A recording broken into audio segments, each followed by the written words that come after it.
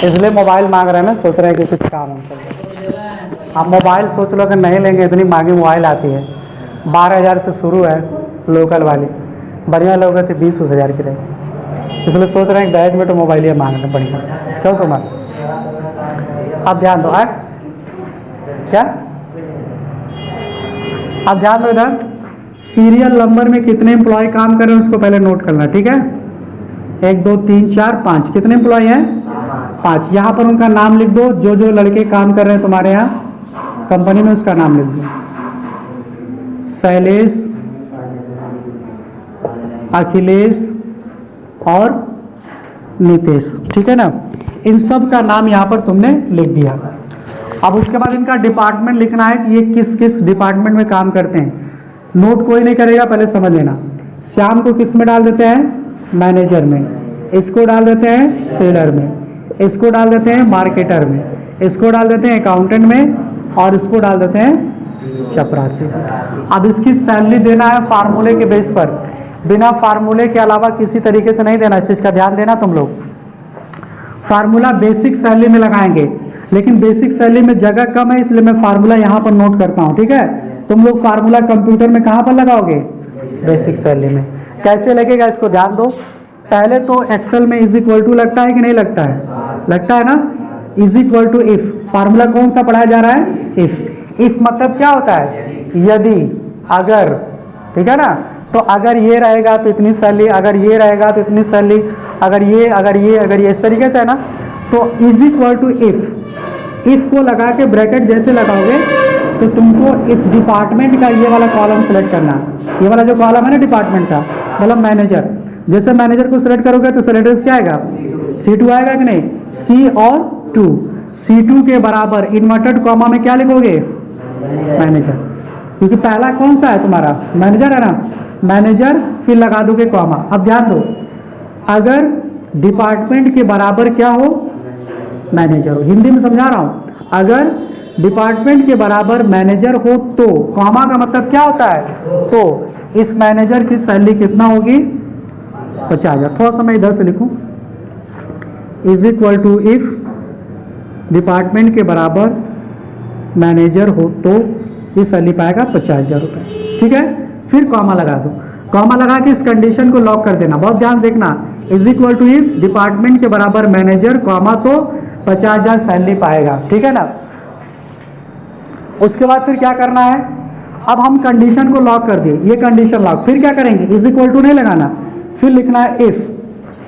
हमेशा फार्मूले के पहली बार में इफ लगाएंगे, फिर comma. Is equal to if department के बराबर C2 हमेशा लेंगे, हमेशा पहला कॉलम सिलेक्ट करेंगे, कंडीशन को बदलते रहेंगे। देखो, C2 के बराबर मैनेजर 50,000 कॉमा, अगर डिपार्टमेंट, C2 मतलब डिपार्टमेंट, डिपार्टमेंट के बराबर अगला क्या हो?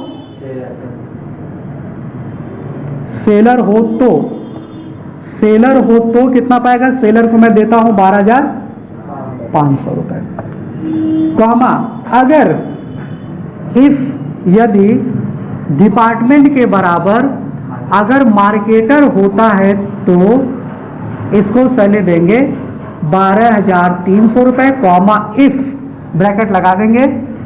नहीं तो हम क्या करते हैं ना, यहां से नीचे से लिखते हैं, कॉमा इफ डिपार्टमेंट के बराबर अगला क्या है? अकाउंटेंट। अकाउंटेंट हो तो अकाउंटेंट को हम देते हैं 40,500 रुपए, कॉमा इनके नीचे जो काम करेंगे, इन चारों के नीचे जो काम करेगा उसको हम सैलरी देते हैं 10,500 रुपए। तो अब जैसे एंटर करोगे तो यहां पर सैलरी कितना आ जाएगी? ठीक है, उसके बाद कितना आएगी? फिर 12,000, फिर 40,500। अदरवाइज मतलब इनसे नीचे जो काम करेगा वो कौन है? चपरासी। तो चपरासी की सैलरी कितना हो गई? समझ में आ गई बात ना?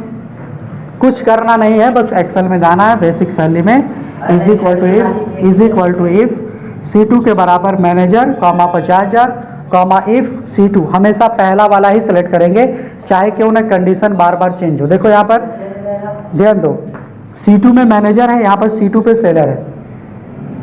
सेल एड्रेस सेम है लेकिन कंडीशन क्या है, बदल गई है। तो सेल एड्रेस कंडीशन सैलरी, फिर इफ का formula cell address condition salary, फिर इफ का formula cell address condition salary, फिर इफ का फार्मूला। अब देखो मैंने यहाँ पे कॉमा नहीं लगाया, क्यों नहीं लगाया, क्योंकि मैंने यहाँ पर कॉमा पहले से लगा दिया। फिर is equal two comma if C2 के बराबर अकाउंटेंट हो, कॉमा 40,500, कॉमा 10,500 इंटर, सबकी सैलरी आ जाएगी। अब एक चीज का ध्यान देना, ये इन्वर्टेड कॉमा जो है ना, इसको डबल कोस्ट बोला जाता है इंग्लिश में, जिसको कहते हैं डबल इन्वर्टेड कॉमा। क्या बोलते हैं, डबल इन्वर्टेड कॉमा। और ये डबल इन्वर्टेड कॉमा जानते हो किससे आएगा, शिफ्ट बटन के साथ आएगा। किसके साथ आएगा, शिफ्ट के साथ। अगर बिना शिफ्ट के साथ दबाओगे तो सिंगल इन्वर्टेड कॉमा आएगा। सिंगल इन्वर्टेड कॉमा को 2 बार लोगे तो डबल इन्वर्टेड कॉमा नहीं हो जाएगा, सिंगल इन्वर्टेड कॉमा 2 बार हो जाएगा। क्या समझे, इस वजह से शिफ्ट के साथ लगाओगे तो एक ही बार में डबल इन्वर्टेड कॉमा आ जाएगा। समझ में आ गई बात ना, ऐसे लगाओगे एंटर करोगे तुम्हारे सैलरी। ब्रैकेट को क्लोज करने की जरूरत है ही नहीं, ब्रैकेट को क्लोज करने की जरूरत ही नहीं है, मैंने यहाँ पर क्लोज किया है। डबल इंटर प्रेस करोगे ना, एक बार इंटर प्रेस करोगे फिर दोबारा इंटर प्रेस करोगे तो ऑटोमेटिक वो क्लोज हो जाएगा। समझ में आ गई बात, डबल इंटर करोगे तो ऑटोमेटिक। हाँ, अगर क्लोज करना है तो कितनी बार क्लोज करोगे, एक बार खुला है, 2 बार खुला, 3 बार खुला, 4 बार खुला, तो 4 बार इसको बंद करेंगे, 3 4। समझ में, अगर भूल गए तो डबल इंटर कर दोगे तो आ जाएगा। लेकिन एक चीज का और ध्यान देना, अगर फार्मूला गलत है तो पहचानोगे कैसे सर फार्मूला गलत है।